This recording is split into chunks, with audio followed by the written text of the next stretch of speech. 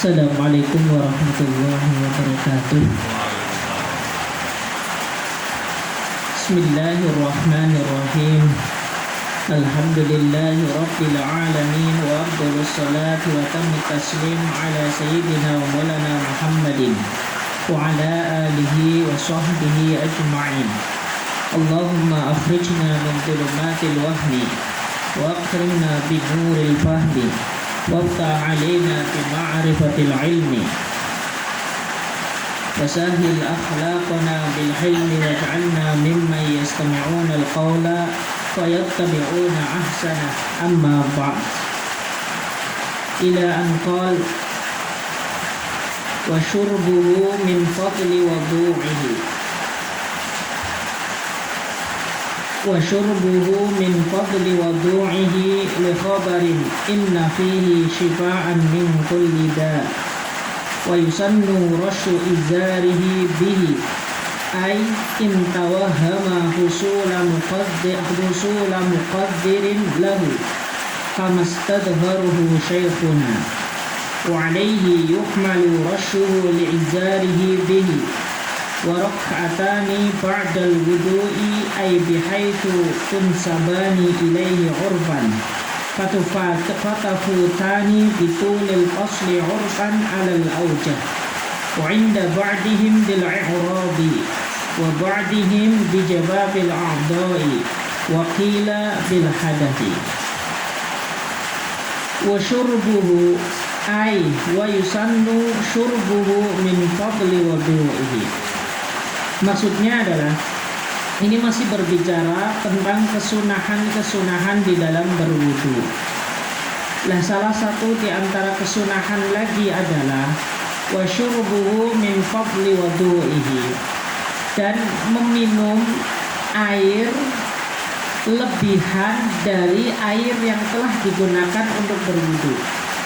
Jadi wudu itu air yang digunakan untuk berwudu. Nah, ketika kita berwudu lalu ada air yang tersisa, maka disunahkan meminum air tersebut. Li khabari inna fihi shifaan min kulli da, karena ada hadis yang mengatakan inna fihi, sesungguhnya di dalam air sisa dari berwudu, shifaan min kulli da'i, terdapat obat dari segala macam penyakit. Ini dasar hadis ya. Terkait hadis ini maksudnya adalah di dalam air bekas daripada di dalam air lebihan yang telah digunakan untuk berwudu itu terdapat obat dari segala macam penyakit. Ya, ini baik ini dianggap benar atau rasional atau non rasional, tapi yang jelas ini adalah hadis yang nisbatnya kepada baginda Nabi Shallallahu Alaihi Wasallam. Artinya kalau memang ini nisbatnya kepada baginda Nabi, maka keotentikannya itu jauh lebih besar daripada ketidakotentikannya. Jadi memang unsur kebenarannya itu lebih besar daripada unsur ketidakbenarannya. Nah, mau diamalkan atau tidak itu tergantung pribadi masing-masing. Tapi yang jelas ini adalah hadis. Wa yusannu rasyu izarihi bihi, dan disunahkan menyiprati sarung yang digunakan untuk berwudu dengan air wudu.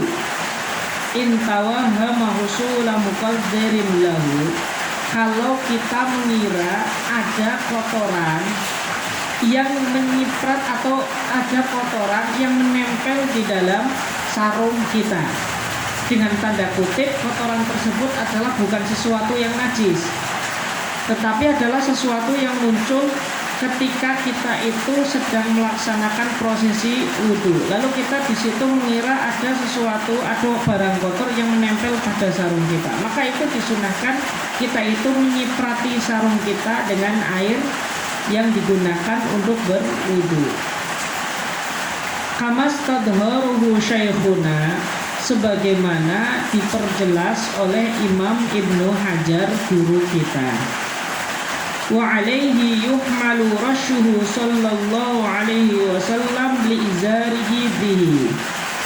Oleh karena itu, apa yang dilakukan oleh baginda Nabi Sallallahu Alaihi Wasallam, yang mana beliau menyiprati sarung beliau dengan air bekas wudhu, itu ditangguhkan kepada hukum sunnah, bukan hukum wajib.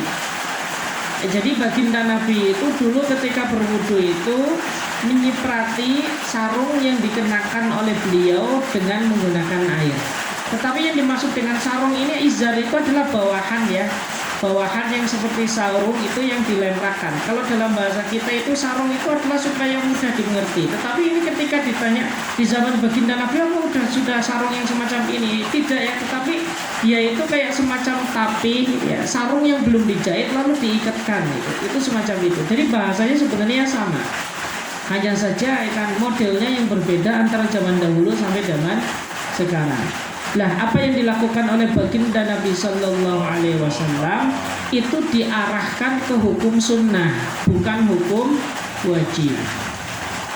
Wa rak'atani ba'dal wudhu'i, dan disunnahkan sholat 2 rakaat setelah wudhu. Nah, ini juga hukumnya sunnah. Ketika selesai berwudhu, ya maka disunnahkan melaksanakan sholat 2 rakaat. Ini sering disebut dengan sholat sunnah wudhu, atau ada yang mengatakan sholat sunnah li syukril wudhu. Ya, kalau sholat sunnah berarti niatnya jelas ya, usolli sunnatal wudhu'i raka'ataini lillahi ta'ala. Itu sunnah hukumnya.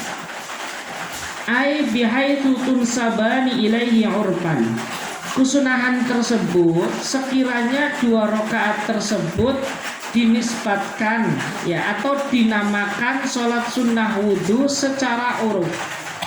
Artinya secara uruf itu memang jeda pemisah antara wudhu dan kedua sholat tersebut itu tidak terlalu lama, sehingga ketika orang tersebut berwudhu lalu kemudian sholat 2 rakaat, maka secara umum dia itu akan dikatakan sholat sunnah 2 rakaatnya wudhu. Berbeda kalau sudah terjeda oleh aktivitas yang lain. Setelah berwudu, lalu kita masuk masjid, baca Al-Quran, sholat 2 rakaat lagi. Ini kan bisa jadi ini itu dikatakan sholat sunnah wudu, bisa jadi tidak. Tetapi ini secara uruf. Secara uruf itu maksudnya secara pandangan orang umum atau pandangan kebanyakan orang, ini tidak bisa dikatakan sebagai sholat sunnah li syukril wudu, karena tadi ada jeda di antara keduanya. Fatafutani bitulil fasli urfan. Oleh karenanya kesunahan ini, artinya kesunahan sholat 2 rakaat setelah wudhu ini menjadi hilang ketika dipisahkan oleh segala sesuatu yang dianggap panjang atau dianggap lama oleh uruf. Uruf itu artinya tradisi, cara pandang manusia secara umum ya. Kalau menurut orang ini adalah jeda waktunya sudah lama, maka kesunahannya sudah tidak ada. Sebagaimana sholat sunnah tahiyatul masjid. Orang masuk masjid kemudian sholat sunnah 2 rakaat, sholat sunnah tahiyatul masjid. Ini juga kesunahan menjadi hilang ketika dia masuk masjid tapi langsung duduk. Langsung duduk, masuk masjid kemudian langsung duduk, maka kesunahan sholat sunnah 2 rakaat tahiyatul masjidnya itu menjadi hilang. Nah, begitu pula di sini sholat sunnah li syukril wudu. Ketika berwudu lalu kemudian anggota kita jeda antara wudu dan kedua sholat tersebut itu lama, nah, maka kesunahan tersebut menjadi hilang. Alal aujahi, menurut pendapat yang kuat. Wa inda ba'dihim bil i'radi, menurut sebagian ulama kesunahan 2 rakaat setelah wudhu ini menjadi hilang ketika orang tersebut itu memang berpaling. Maksudnya kayak gini, setelah berwudhu dia tidak bergegas-gegas melaksanakan melaksanakan sholat sunnah wudhu, tetapi melakukan aktivitas yang lain terlebih dahulu, misalkan membaca Al-Quran, atau misalkan ya cara membaca buku dan lain sebagainya. Ini termasuk dianggap sebagai i'rad karena memang dia tidak menghendaki secara langsung untuk sholat 2 rakaat, maka ini kesunahannya menjadi hilang. Wa ba'dihim bi jababil a'dha'i, menurut sebagian ulama kesunahan ini menjadi hilang ketika anggota tubuhnya itu sudah mulai mengering. Wakila bil hadati, menurut Qil itu menjadi hilang ketika berhadas. Ya ini semuanya di atas itu yang berbicara tentang sholat sunnah 2 rakaat, sholat sunnahnya setelah wudhu. Kemudian tadi masalah yang pertama itu kan berbicara tentang kesunahan meminum air sisa daripada wudhu. Nah, ini juga karena memang di situ terdapat beberapa obat dari segala macam penyakit. Ya ini termasuk adalah usaha secara batin ya. Wa yaqra'u nadban fi ula rak'ataihi ba'dal fatihati walau annahum idzalamu anfusahum ja'uka fastaghfirullaha wastaghfara lahumur rasulu lawajadullaha tawwabar rahima. Kemudian ketika melaksanakan 2 rakaat setelah berwudu, maka pada rakaat pertama setelah membaca surat Al-Fatihah disunahkan membaca ayat walau annahum idzalamu anfusahum ja'uka fastaghfirullaha wastaghfara lahumur rasulu lawajadullaha tawwabar rahima. Ini sunnah, ini rakaat pertama. Wa fitsaniyati, dan di dalam rakaat yang kedua setelah membaca surat Al-Fatihah disunahkan membaca ayat wa may ya'mal su'an aw yadhlim nafsahu thumma yastaghfirillaha yajidillaha ghafurur rahima. Ini juga sunnah. Ini pada rakaat yang kedua, itu surat An-Nisa ayat 110.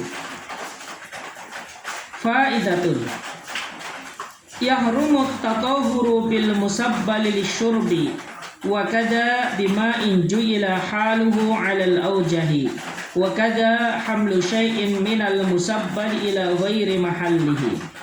Faidah, yahrumu tatahuru bil musabbali lisyurb, dilarang bersecuci dengan air yang memang dipersiapkan untuk minum.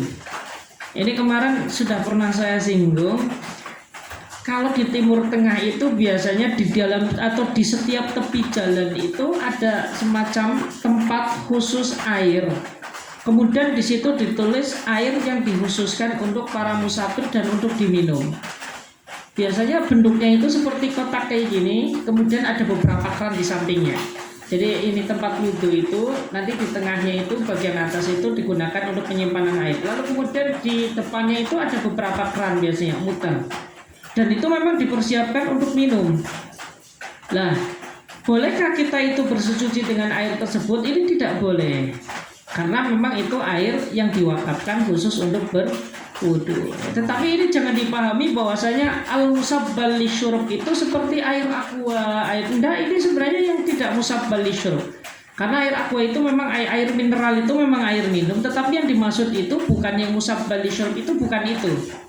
Kalau air aqua, air mineral lainnya itu boleh digunakan untuk berwudu kalau memang itu milik kita. Tapi saya sering mendengar orang menjelaskan yang musabbal lisyurb itu ya dengan gambaran air galon, air aqua. Jadi nggak boleh wudu dengan galon. Ini sebenarnya kurang tepat karena yang dimaksud dengan musabbal itu tadi itu. Wa kadza bima injuila haluhu 'alal aujahi.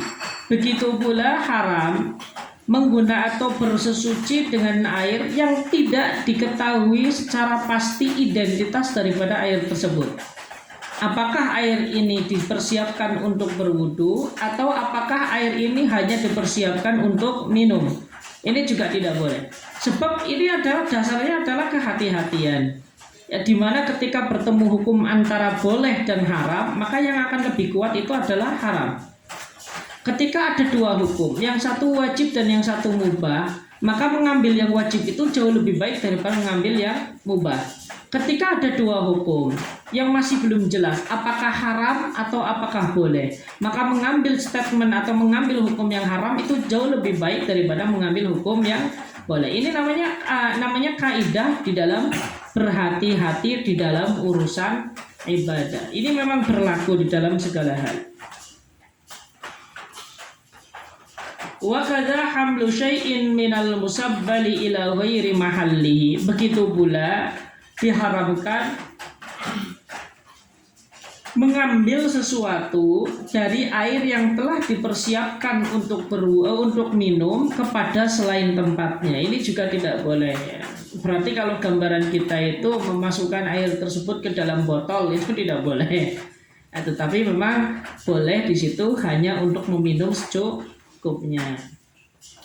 Wal yaktasir ay al mutawaddi'u hatman ay wujuban ala ghuslin aw maski wajibin ay fala yajuzu tathlisun wala ityanu sa'iris sunani lidayki waqtin an idraki sholati kulliha fihi kama sarraha bihil Baghawi wa ghairuhu wa tabi'ahu al mutaakhirun. Ya, ini sudah tidak berbicara tentang kesunahan lagi, tetapi ini adalah sebagai penutup daripada kesunahan wudu. Maksudnya kayak ini, wal yaktasir, dan hendaknya meringkas. Ay al mutawaddi'u, orang yang sedang berwudu, hatman secara wajib, ay wujuban secara wajib, ala ghusli au mashi wajibin, ketika dia membasuh atau mengusap anggota yang wajib dibasuh atau diusap saat berwudu. Ai fala yajuzu tatslithun wala ityanu sa'iris sunani. Maksudnya adalah kalau wajib meringkas maka tidak diperbolehkan membasuh 3 kali atau mengusap 3 kali. Wala ityanu sa'iris sunani, dan juga tidak boleh melaksanakan semua jenis kesunahan-kesunahan. Lidhiki waktin, karena memang terbatasnya waktu. An idrakis sholati kulliha, untuk menemukan sholat seluruhnya, seutuhnya. Fihi, di dalam waktu. Kama sarraha bihil Baghawi, sebagaimana dijelaskan oleh Imam Baghawi wa ghairuhu, dan lainnya, wa tabi'ahu al mutaakhiruna, dan diikuti oleh ulama-ulama mutaakhir. Maksudnya semacam ini.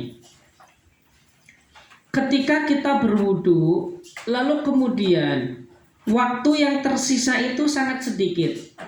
Andai kata kita menyempurnakan wudu dengan melaksanakan kesunahan-kesunahan yang ada, maka nanti kita tidak bisa melaksanakan sholat secara sempurna di dalam waktu. Maka ketika keadaan yang demikian, orang yang sedang melakukan berwudu itu harus melakukan wudu sebatas kepada anggota-anggota yang wajib, tanpa harus melakukan kesunahan-kesunahan.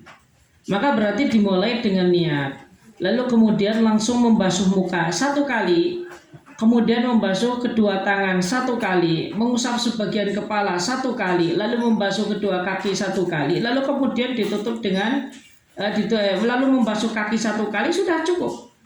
Maka ini harus melakukan hal-hal yang wajib atau rukun-rukunnya wudu saja. Kesunahan-kesunahan yang lain ini harus ditinggalkan ketika dia berwudu di dalam waktu yang mana ketika dia berwudu secara sempurna dengan melaksanakan kesunahan-kesunahan yang ada, maka tidak bisa melakukan sholat secara utuh di dalam waktu sholat tersebut. Kalau kita gambarkan misalkan demikian, kita telat misalkan ya, kita tidur sholat duhur, lalu kemudian kita terbangun di akhir waktu sholat duhur. Sedangkan menurut kita atau menurut catatan kita, waktu sholat duhur itu hanya tinggal 2 menit atau 3 menit. Artinya apa? Kalau kita itu memaksakan wudhu secara sempurna, ini akan menghasilkan 2 menit. Dan ketika kita melakukan sholat duhur 4 rakaat, ini tidak mungkin kita itu melakukan sholat itu di dalam waktu 1 menit saja. Maka pasti ketika kita melakukan sholat dalam waktu 1 menit, nanti ada sholat duhur yang dilaksanakan di dalam waktu sholat duhur, nanti ada beberapa rakaat yang keluar dari waktu sholat duhur. Ini maksudnya adalah dhaiki waqtin. Maka ketika keadaan demikian, ketika kita melakukan berwudu, melaksanakan wudu, maka yang harus dilakukan itu hanya sebatas kepada hal-hal yang wajib. Dalam hal ini adalah rukun. Kesunahan-kesunahan yang ada itu harus ditinggalkan. Itu maksud daripada wal yaktasir hatman. Lakin afta fi fawatis sholati, lau akmala sunanaha bi ayyatiha walau lam yudrik rak'atan. Akan tetapi Imam Bahawi pernah berfatwa di dalam masalah sholat sunnah yang ada di dalam segala sesuatu yang tertinggal di dalam sholat. Artinya kesunahan-kesunahan yang tertinggal di dalam sholat, maka itu harus disempurnakan. Meskipun meskipun ini adalah akibat kita melakukan atau menyempurnakan kesunahan-kesunahan yang ada di dalam sholat. Maksudnya gini, maksud daripada ungkapan Bahawi, berbeda ketika kita itu sedang sholat. Andai kata kita masuk sholat, lalu kemudian kita melaksanakan kesunahan-kesunahan yang ada di dalam sholat, maka seluruh rakaat sholat itu tidak terlaksana di dalam waktu sholat tersebut. Misalkan duhur 4 rakaat, andai kata melakukan kesunahan-kesunahan yang ada di dalamnya, maka 2 rakaat tersebut di dalam waktu, 2 rakaat yang lain di luar waktu. Maka dalam keadaan semacam ini, menurut Imam Bahawi, kita tetap dianjurkan untuk mengejar kesunahan-kesunahan yang ada. Berbeda dengan wudhu. Kalau wudhu, misalkan kita menyempurnakan wudhu dengan kesunahan-kesunahan yang ada, lalu kemudian sholat yang kita lakukan sepenuhnya tidak ada di dalam waktu, maka ini kita harus meringkas wudhu. Tetapi kalau di sholat, ketika kita melaksanakan kesunahan-kesunahan yang ada di dalam sholat, lalu kemudian ada beberapa rakaat di dalam sholat yang keluar daripada waktu sholat tersebut, maka tetap kita dianjurkan melaksanakan kesunahan-kesunahan tersebut. Ini jadi memang 2 hukum yang berbeda padahal di dalam masalah yang mirip. Ini hukum yang disampaikan oleh Imam Bahawi. Lalu dijelaskan, wa qad yufarraqu bi annahu thamma ishtawala bil maqsud fa kana kama law madda fil qiraati. Tetapi ini dijawab oleh Imam Bahawi, bedanya kenapa di dalam sholat tersebut tetap dianjurkan melaksanakan kesunahan-kesunahan yang ada, meskipun nanti dampaknya adalah sholat tersebut keluar dari waktunya. Karena memang ketika kita takbiratul ihram, kita ini memang sudah sibuk dengan tujuan daripada sholat itu sendiri, yaitu kita itu mendekatkan diri kepada Allah, zikir kepada Allah. Maka itu adalah maksudnya. Ini namanya maksud. Berbeda dengan wudhu. Wudhu itu bukan maksud, tapi wudhu itu adalah wasilah. Sebab sholat tidak sah tanpa ada wudhu. Ini perbedaan. Kalau maksud itu kita boleh menyempurnakannya, tetapi kalau wasilah atau perantara atau mabade, maka ini tidak diperbolehkan untuk menyempurnakan. Nah, jadi itu perbedaannya di situ. Walau lam yudrik rakaatan, meskipun itu bahkan dikatakan meskipun tidak menemui 1 rakaat. Jadi baru takbiratul ihram, sholat duhur waktunya sudah habis. Itu meskipun demikian kan jadi masalah, karena kita itu disibukkan dengan membaca doa iftitah dan sebagainya. Nah, kenapa di sini meskipun hanya 1 rakaat? Sebab ini ada perdebatan di antara ulama. Sholat itu bisa dikatakan adaan itu kapan? Kalau jumhur mengatakan ketika 1 rakaat tersebut dilaksanakan di dalam waktu. Ketika 1 rakaat dilakukan di dalam waktu, kemudian meskipun sisanya dilaksanakan di luar waktu, maka itu tetap dikatakan sholat ada. Tetapi ketika 1 rakaat tidak bisa terlaksanakan di dalam waktu, maka itu dikatakan sholat qadha. Ini terkait tentang perbedaan di antara ulama, kapan sholat itu dinamakan sholat ada, kemudian kapan dinamakan sholat qadha. Jadi kalau 1 rakaat dilakukan di dalam waktu, maka itu sudah ada, meskipun sisanya dilakukan di luar waktu. Contoh misalkan sholat duhur tinggal 2 rakaat, tinggal 2 menit. Kita takbiratul ihram, lalu baca surat sepenuhnya dengan kesunahan-kesunahan yang ada. Lalu kemudian setelah kita dapat 1 rakaat, sedang berdiri untuk rakaat yang kedua, waktu sholat duhur habis, maka itu tetap sholat kita itu dikatakan sholat ada, bukan sholat qadha. Nah, tentunya adalah kualitas sholatnya berbeda ya, dan pahala yang diberikan oleh Allah Subhanahu wa taala dan tentunya juga itu akan berbeda.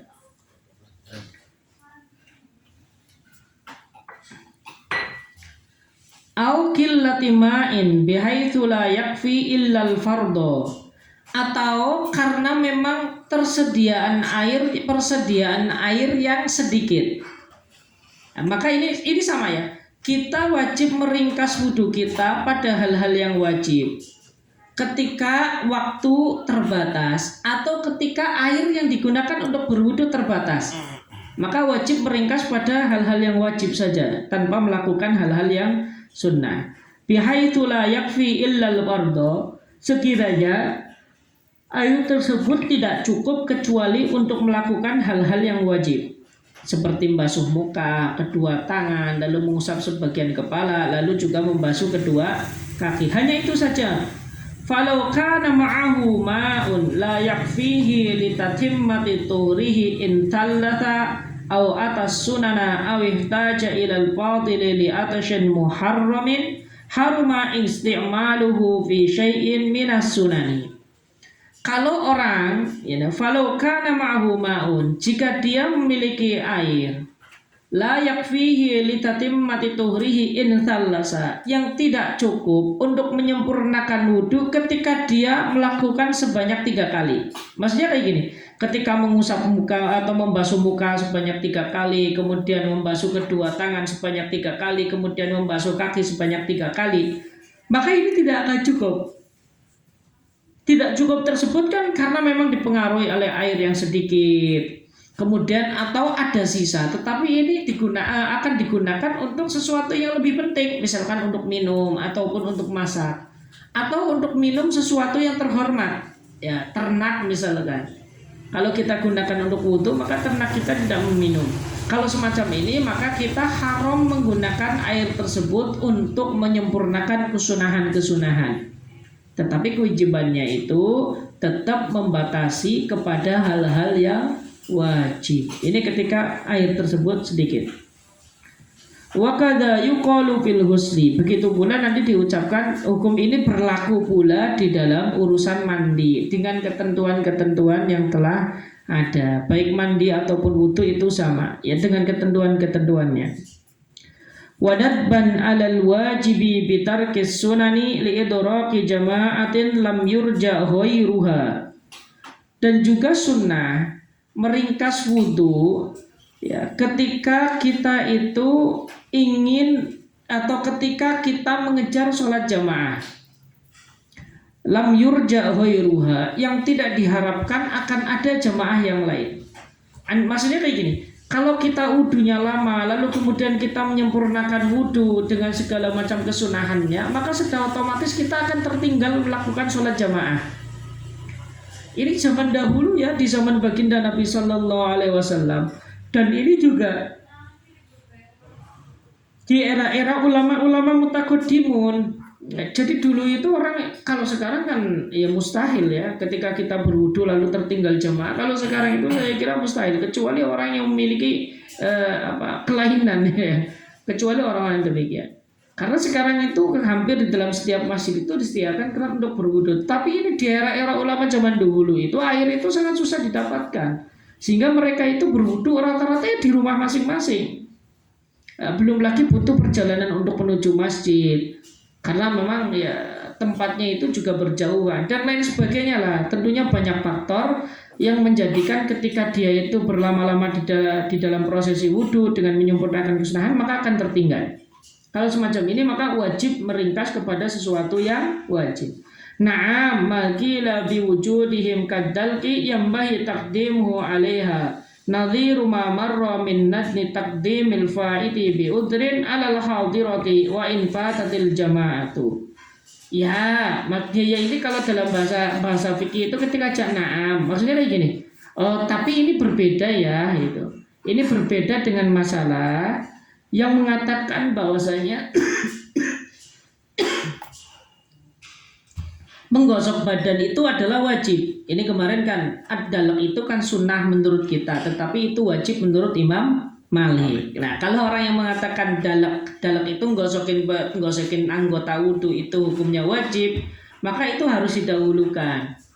Ini adalah mazhabnya Imam Malik. Tapi kalau mazhabnya kita itu kan sunnah, maka wajib didahulukan daripada anggota yang lain. Ya, ini juga sebagaimana kemarin di dalam masalah sholat yang tertinggal atau sholat yang lupa tidak dilaksanakan. Maka ini juga ketika kita meninggalkan sholat tersebut karena uzur, maka qodhonya itu harus didahulukan. Qodhonya tidak wajib didahulukan daripada sholat yang akan kita